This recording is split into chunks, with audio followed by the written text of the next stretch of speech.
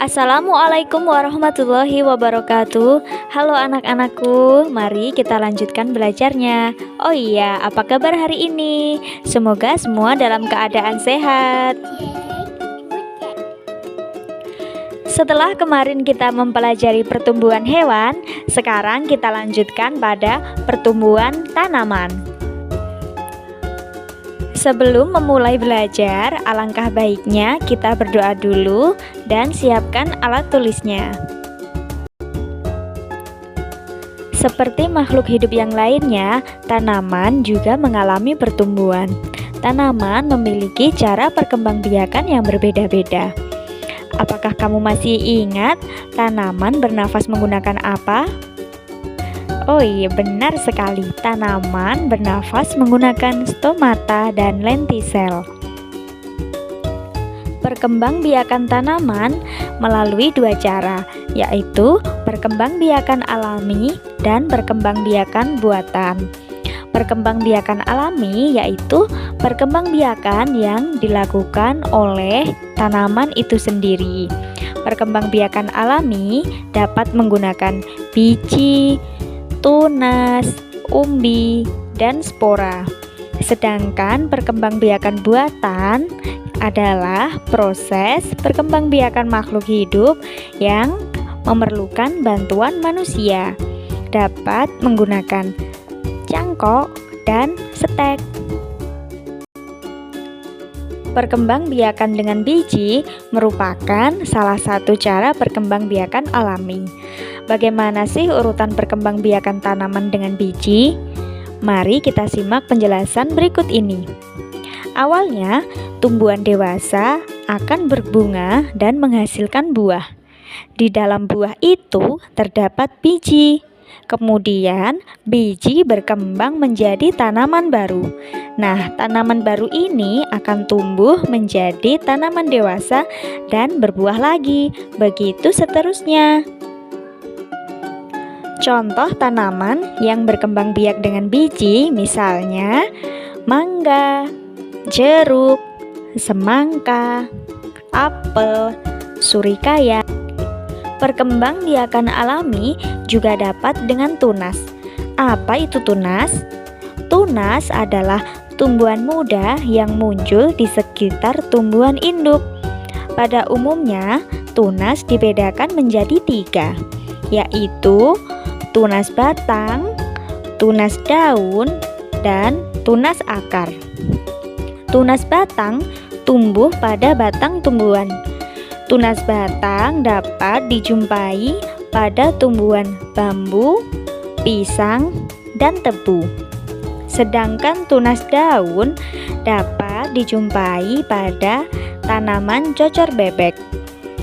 Tunas akar akan tumbuh pada akar tumbuhan. Tunas akar dapat dijumpai pada tumbuhan sukun dan karsen. Perkembangbiakan tanaman dengan umbi. Umbi merupakan bagian tanaman yang membesar di dalam tanah.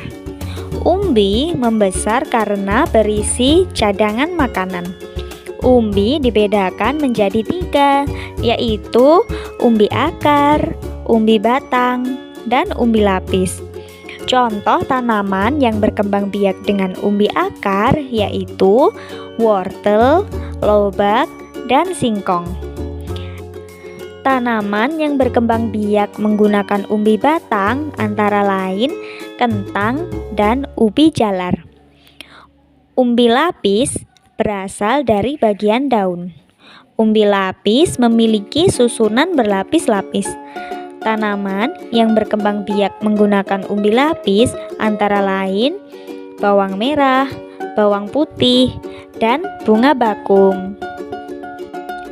Perkembangbiakan tanaman dengan spora.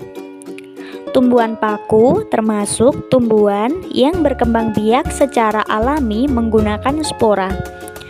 Apa itu spora? Spora berbentuk seperti biji, namun ukuran spora sangat kecil dan ringan, sehingga mudah tertiup angin. Spora yang jatuh pada tempat yang sesuai akan tumbuh dan berkembang menjadi tumbuhan baru. Nah, itu tadi macam-macam perkembangbiakan alami. Sekarang kita lanjutkan pada perkembangbiakan vegetatif atau perkembangbiakan buatan. Mari kita simak penjelasan berikut ini. Perkembangbiakan tanaman dengan cara buatan dapat dilakukan dengan cara cangkok. Tanaman yang dapat dicangkok yaitu tanaman yang berkambium. Ciri-ciri tanaman yang berkambium biasanya mempunyai batang yang keras dan bisa dikupas kulitnya. Contoh tanaman yang dapat dicangkok yaitu pohon mangga, pohon jeruk, pohon jambu, belimbing, dan lain-lain. Mencangkok memiliki beberapa kelebihan, di antaranya kualitasnya sama dengan induknya dan cepat berbuah. Tetapi juga memiliki kekurangan, yaitu akarnya tidak kuat sehingga pohon-pohon hasil cangkokan mudah roboh jika terkena angin. Perkembangbiakan buatan berikutnya yaitu dapat menggunakan stek. Stek dapat berupa stek batang dan stek daun. Stek batang dapat dilakukan pada tanaman singkong.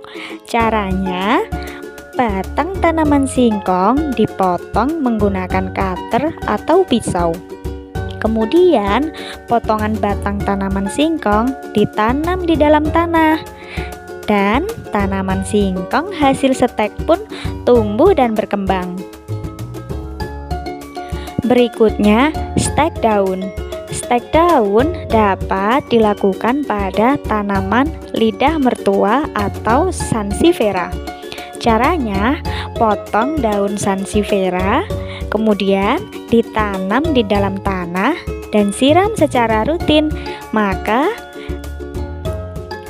setelah beberapa bulan akan tumbuh tanaman yang baru. Begitulah caranya. Nah, anak-anak, itu tadi materi tentang perkembangbiakan tanaman. Sekarang, seperti biasanya, saatnya kalian mengerjakan soal-soal. Tugas kamu sekarang mengerjakan buku PR tema 1 halaman 122. Kerjakan yang bahasa Indonesia, yang A dan B saja. Ditulis di selembar kertas.